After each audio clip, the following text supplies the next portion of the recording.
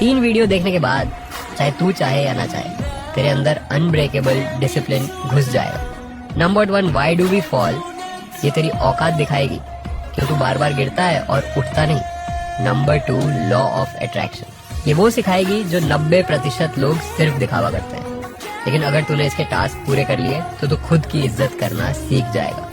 Number 3, message from your future self, ये तुझसे सिर्फ एक सवाल करेगी, तेरा 10 साल बाद का वर्जन तुझे सैल्यूट करेगा या इग्नोर। अब फैसला तेरे हाथ में है।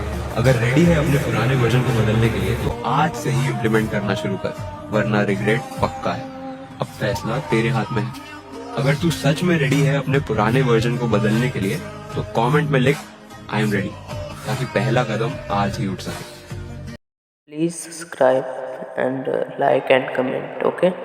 तो ऐसे ही मोटिवेशनल और डिसिप्लिन वाली वीडियो आते रहेंगे, ठीक है। तब तक के लिए टेक केयर।